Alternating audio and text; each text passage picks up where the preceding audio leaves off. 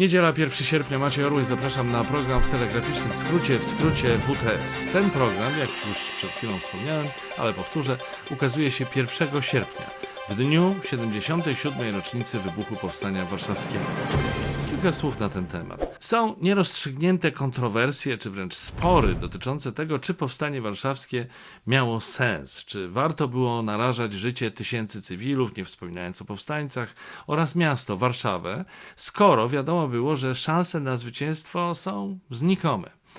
Te spory i wątpliwości są, ale nie mnie je rozstrzygać.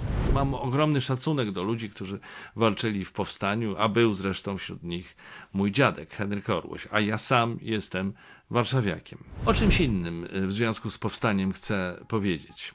W ostatnich dniach, nie tylko dziś, podobnie zresztą jak w latach poprzednich, z ust najważniejszych osób w państwie pada mnóstwo pięknych słów dotyczących powstania, powstańców, ich bohaterstwa, odwagi, oddania ojczyźnie, patriotyzmu itd., itd. A mnie, szczerze wam powiem, szlak trafia, bo ile można słuchać tych pięknych słów, jednocześnie widząc, co się dzieje w naszym kraju. Ale żeby nie być gołosłownym, oto przykład takiej górnolotnej wypowiedzi, fragment wystąpienia prezydenta Andrzeja Dudy. Zaryzykuję tezę, że nie byłoby tych sierpni, mowa o sierpniu 1920, sierpniu 44, sierpniu 80, gdyby nie wcześniejsze powstania, które choć w większości nie powiodły się, zawsze pokazywały niezłomnego ducha naszego narodu i kolejne pokolenia nie mogły sobie pozwolić na to, by zapisać się w historii jako te, które szły przez życie z opuszczoną głową. Dzięki nim wszystkim mamy dziś wolną Polskę, którą możemy się cieszyć.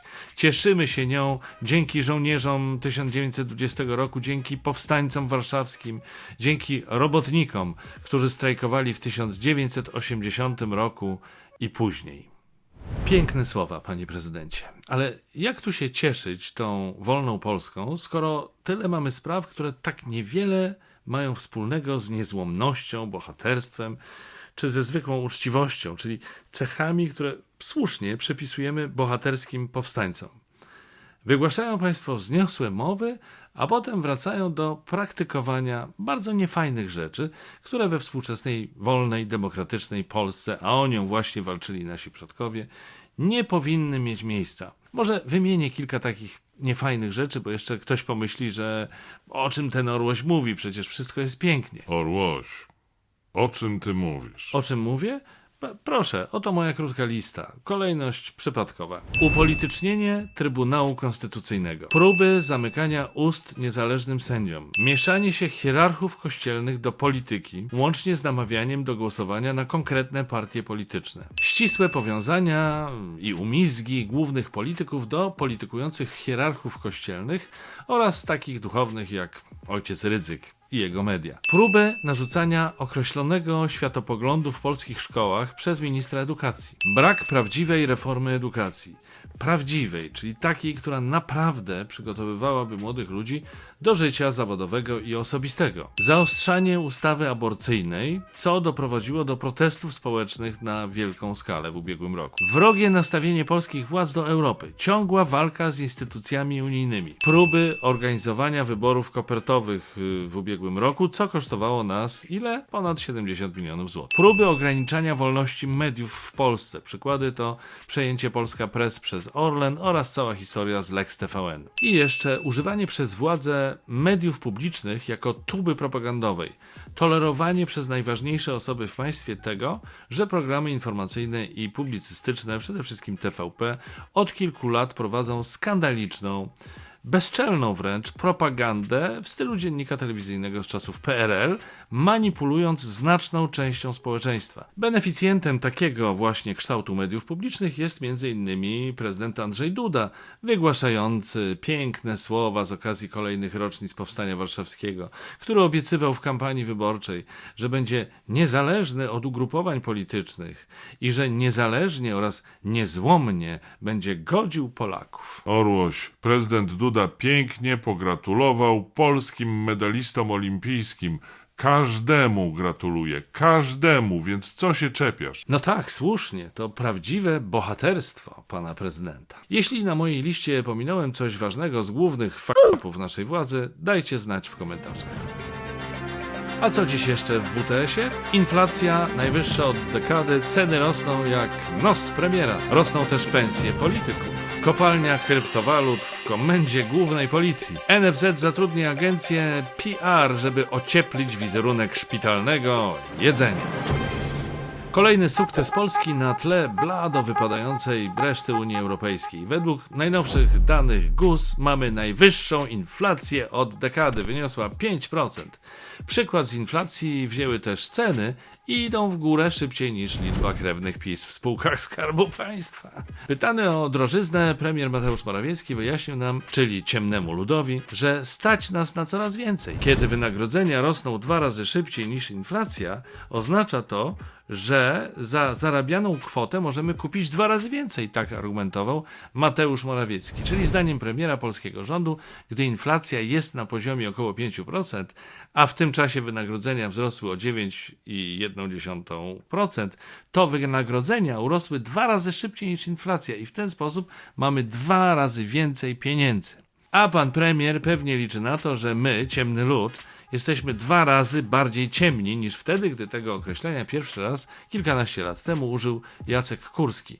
Z tym Wehrmachtem to lipa, ale jedziemy w to, bo ciemny lud to kupi. Tak powiedział według relacji świadków poza anteną w redakcji Radia Tok FM, odpowiadając na pytanie, po co zajął się dziadkiem Donalda Tuska. No właśnie, ciemny lud to kupi.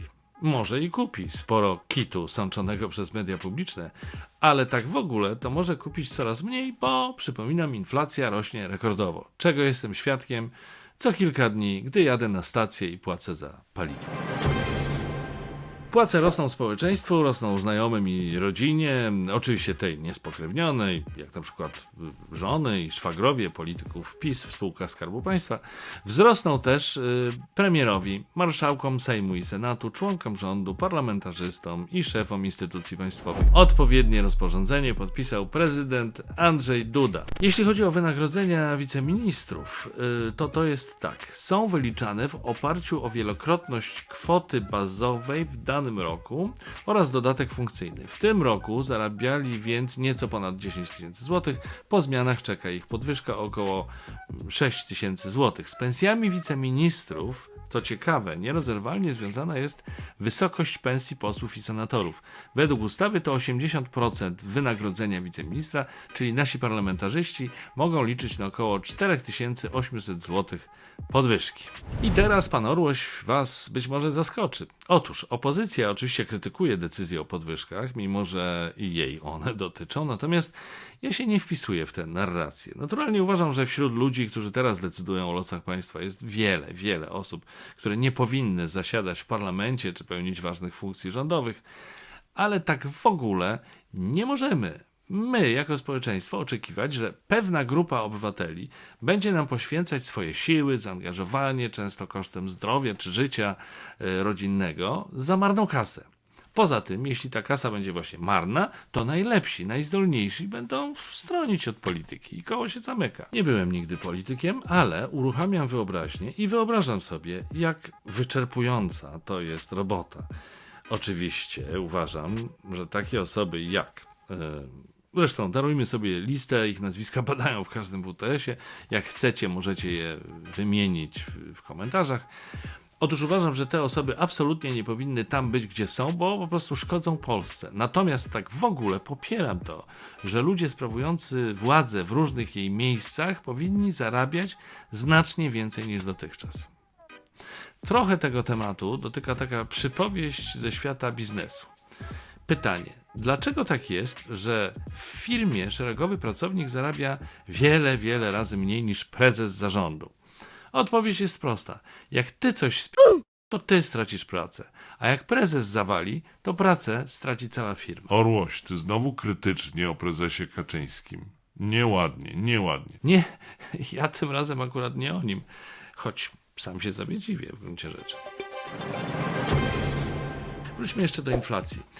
Ten wzrost cen jest najwyraźniej stymulujący dla niektórych obywateli. Ceny rosną, to i pomysłów na zarobek coraz więcej, i to z gatunku tych bardziej kreatywnych. Dobitnie pokazał to pewien cywilny informatyk, który postanowił uruchomić w piwnicy budynku swojego pracodawcy kopalnię kryptowalut.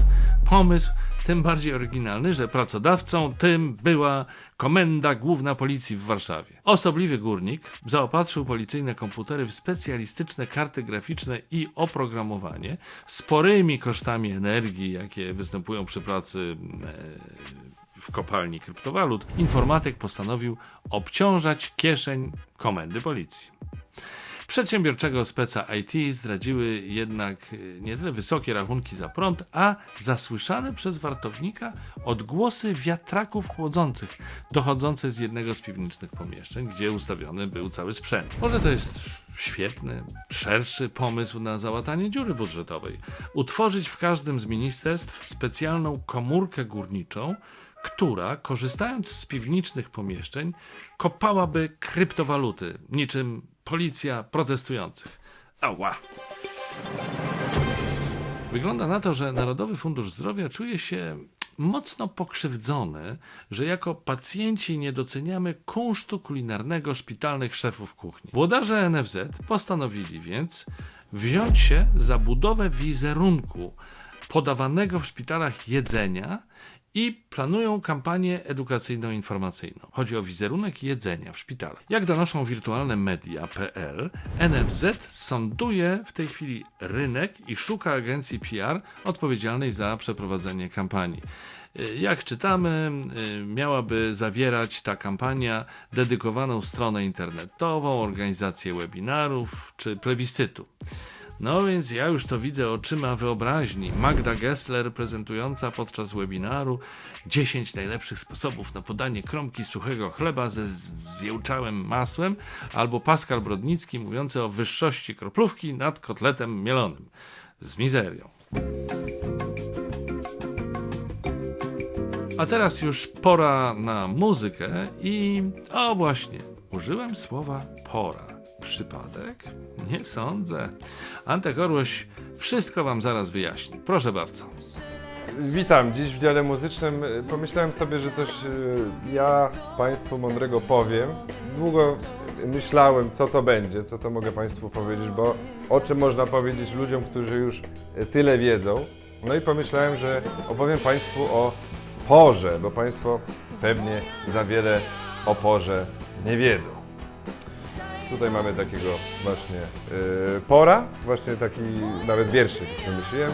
Zawsze jest pora na pora, bo pora to zacna, gdy się pora je. Ale przechodząc już do konkretów, to por się składa, jak Państwo widzą zresztą, z części takiej białej, ale i tej zielonej. I to się je i to się chyba też zresztą je. A przed Państwem zespół Usta w utworze Nadzieja. Wstaje nowy dzień, to moja nadzieja. Wstaje nowy dzień, to moja nadzieja.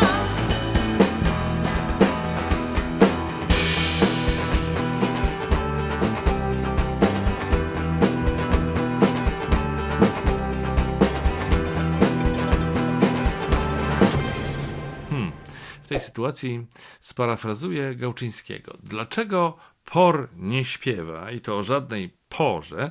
Bo widać z woli nieba prawdopodobnie nie może. Orłoś, ty musisz z tym Antkiem przeprowadzić poważną rozmowę. To jest twój syn. Ten monolog o porze nie miał żadnego uzasadnienia. A co? Miał mówić o marchewce albo szpinaku? Błagam. I tym optymistycznym akcentem kończymy ten odcinek WTS-u. W skrócie tylko przypomnę: suby na Facebooku, obserwowanie na Patronajcie, patronowanie na YouTubie, dzwoneczki na Discordzie. Wiem, coś pokręciłem, ale na pewno wiecie, o co chodzi. A propos Discorda, zobaczcie, jakie dostałem obrazy, czy też wizualizacje dotyczące mojej osoby od użytkowników tego mojego Discorda. Bardzo wam uprzejmie dziękuję. Ja naprawdę tak wyglądam? Tak, Orłoś, tak wyglądasz. Do widzenia.